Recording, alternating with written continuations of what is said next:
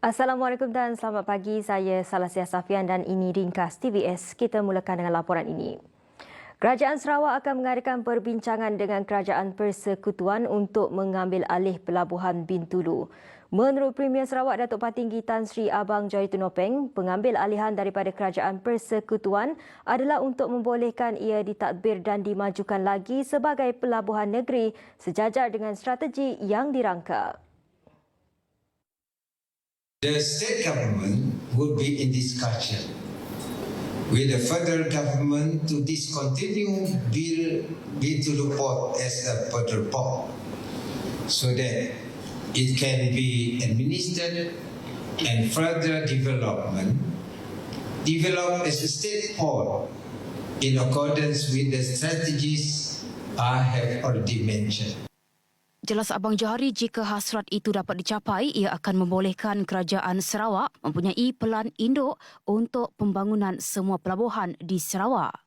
Pada masa sama, ujarnya, ia dapat memastikan setiap pelabuhan memainkan peranan dalam mempromosikan perdagangan dan perniagaan serta meningkatkan hubungan perkapalan dengan hub pengangkutan dan logistik global.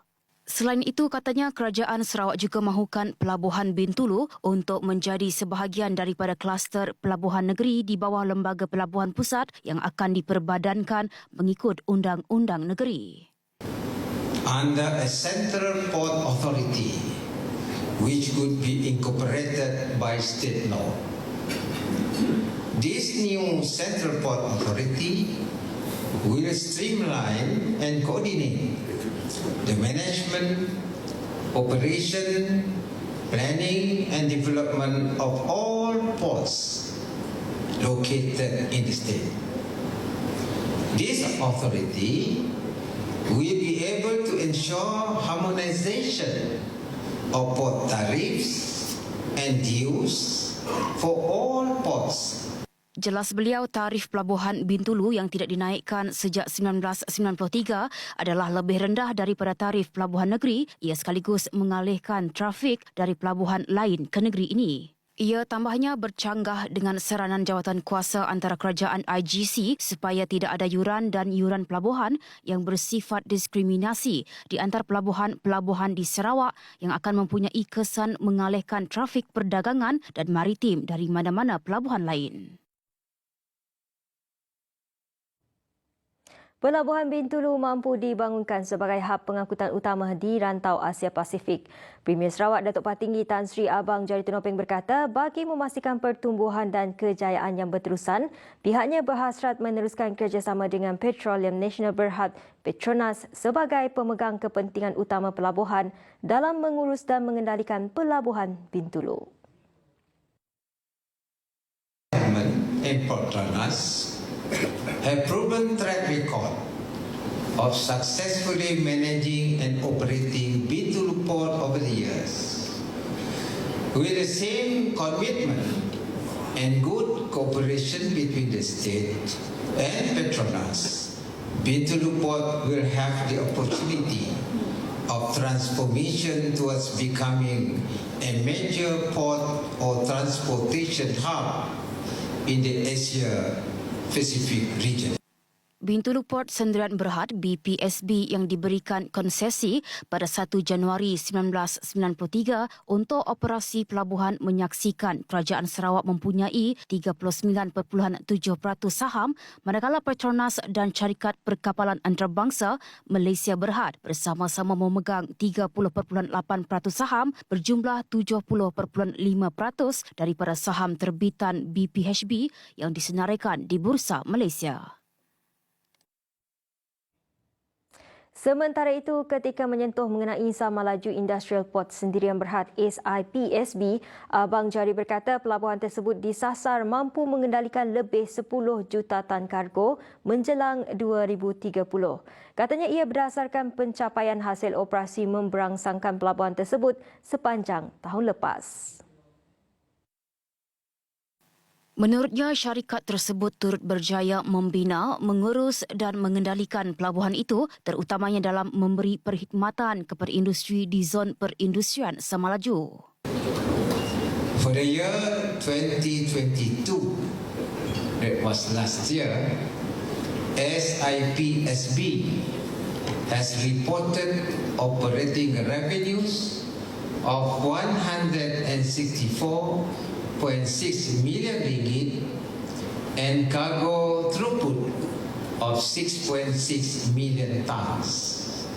It is projected, with the steady growth of heavy industries in Semalaju, the port will be handling over 10 million tons of cargo by the year 2030. Beliau berkata demikian dalam ucapannya pada majlis makan malam sambutan ulang tahun ke-10 Pelabuhan Perindustrian Semalaju yang diadakan di Bintulu pada Selasa. Pada majlis tersebut, Abang Johari turut menyaksikan pertukaran memorandum persefahaman MOU antara SIPSB dan Perbadanan Ekonomi Digital Sarawak SDEC, Oci Kumho Sdn Berhad dan Lembaga Kemajuan Bintulu BDA.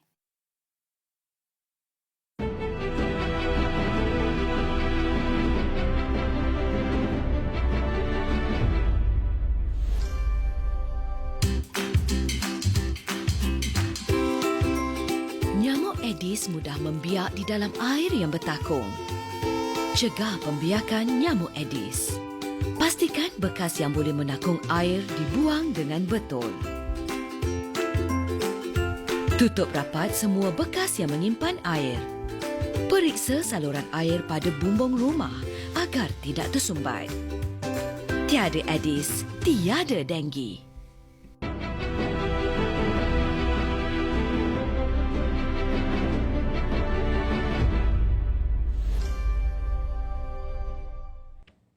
Penstrukturan semula pejabat Jabatan Kerja Raya JKR di seluruh negeri yang berkuasa 1 Januari lepas akan membawa hasil positif dalam pelaksanaan projek di setiap bahagian. Timbalan Premier Sarawak Datuk Ahmad Douglas Uga Embas memaklumkan langkah itu akan menyaksikan setiap pejabat bahagian akan mempunyai lebih ramai jurutera dan kaki tangan teknikal lain. Ugah dalam satu kenyataan pada Isnin berkata kapasiti setiap pejabat bahagian dalam menguruskan projek dapat dipertingkatkan dan setiap pejabat akan dapat memberi tumpuan kepada projek masing-masing. Pada masa sama, ia memudahkan orang ramai dan wakil rakyat untuk mengetahui status pelaksanaan sesuatu projek dengan hanya perlu menghubungi pejabat bahagian masing-masing. Beliau berharap isu projek tertangguh dapat dikurangkan dengan penstrukturan semula itu. Selain itu, beliau juga optimis tindakan segera dapat diambil JKR sekiranya berlaku kerosakan melibatkan jalan raya yang disebabkan banjir, hakisan tanah dan sebagainya. Pelabuhan Semalaju berjaya memendekkan tempoh pusingan kapal kargo daripada 20 hari kepada 4 hingga 6 hari. Timbalan Premier Sarawak Datuk Ahmad Douglas Uga Embas berkata, pengurangan itu yang berjaya dilaksanakan sejak hujung tahun lalu merupakan satu pencapaian membanggakan. I visited Semalaju Port in March 2022. At the time, I was briefed that the turnaround for kapal are as long as 20 days. So, some of the investors that we met, they are expressing frustration because they have to pay damages fees kalau lambat and so on and so forth. So we have given the task to Bintulu Port Holding to improve the services in Semalaju Port, and I'm very happy to inform everyone that they have indeed make a major improvement. Their efficiencies have increased. Ugah berkata demikian pada sidang media lawatan kerjanya ke Pelabuhan Semalaju di Bintulu pada Isnin. Hadir sama Timbalan Menteri Infrastruktur dan Pembangunan Pelabuhan Datuk Majang Ringgi. Ugah yang juga Menteri Pembangunan Infrastruktur dan Pelabuhan berkata, kementeriannya akan terus memantau perkembangan pelabuhan Samalaju bagi memastikan kecekapan dan produktiviti pelabuhan itu dapat dipertingkatkan dari semasa ke semasa. Jelasnya kecekapan pengendalian dan pengurusan pelabuhan Samalaju amat penting untuk menjadikannya pelabuhan bertaraf dunia. Kerajaan Sarawak terus memberi fokus utama kepada pelaksanaan pembangunan infrastruktur asas dan kemudahan lain di utara negeri pada tahun ini. Timbalan Premier Sarawak Datuk Amar Awang Tengah Ali Hassan berkata, pembangunan akan terus dilaksanakan untuk memastikan Limbang dan Lawas terus membangun seperti di bahagian lain di Sarawak. Awang Tengah berkata antara projek yang diberi tumpuan termasuk pembinaan kemudahan jaringan jalan raya, projek pembinaan lebuh raya Pantai Utara, Sarawak Link Road dan kemudahan sistem telekomunikasi. Infrastruktur seperti jalan raya, jambatan, ini penting ya. Satu daripadanya ialah the Northern Coastal Highway. InsyaAllah kita akan mulakan pada tahun ini. Dan kita juga sudah mendapat persetujuan daripada kerajaan. Sarawak Link Road juga akan dilaksanakan. Fasa pertama sudah dalam pembinaan dan akan kita teruskan. Itu juga jalan yang menghubungkan terus ke sempadan di antara Sarawak dengan Indonesia juga dalam perancangan kita. Awang Tengah berkata demikian kepada TVS ketika ditemui pemberita selepas melakukan kunjungan Tahun Baru Cina ke beberapa kediaman pemimpin masyarakat Cina di Limbang pada petang Ahad. Menteri Sumber Asli dan Pembangunan Bandar kedua merangkap Menteri Perdagangan Antarabangsa, Industri dan Pelaburan Sarawak itu menjelaskan lagi bahawa kerajaan turut membangunkan kemudahan asas melibatkan jalan-jalan kampung di kawasan luar bandar. Dari segi kemudahan asas seperti bekalan elektrik, yang pertama ialah kita dalam pelaksanaan sekarang iaitu untuk menyambung Limbang dan Lawas kepada state grid. Mudah-mudahan ini akan dapat disiapkan dalam tahun 2024 ya. Dengan terlaksananya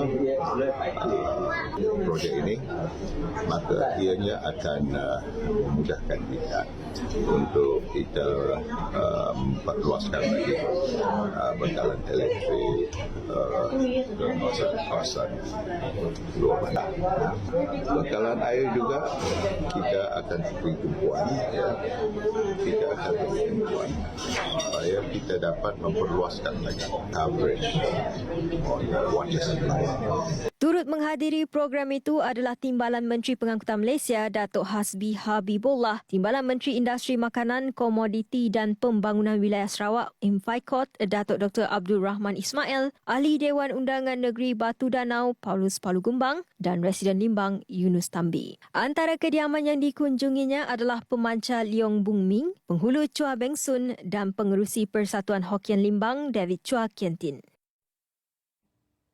Laporan itu tadi mengakhiri ringkas untuk jam ini. Anda boleh juga dapatkan perkembangan terkini secara dalam talian di laman web TVS www.tvstv.my dan juga semua platform media sosial TVS untuk siaran berita semasa, hiburan dan variasi tanpa henti. Terima kasih kerana menonton. TVS menginspirasi duniamu. Saya Salasia Safian. Salam hormat dan jumpa lagi.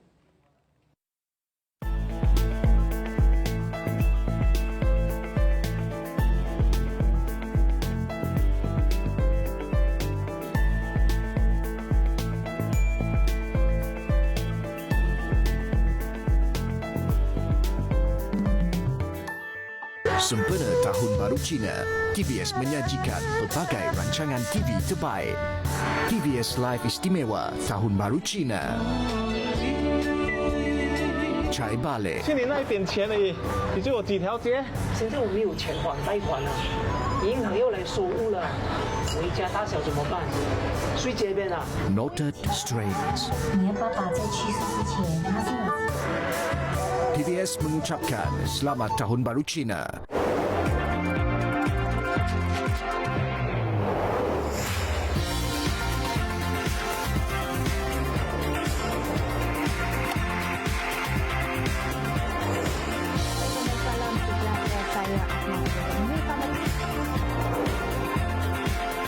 Hai, bertemu lagi kita dalam program Sine Siti Makan. Kini Tok Siti berada di lorong Cendrawasih Semerah Padi. Kami nak buat kita orang makan dengan kami. Hari Tok, jom.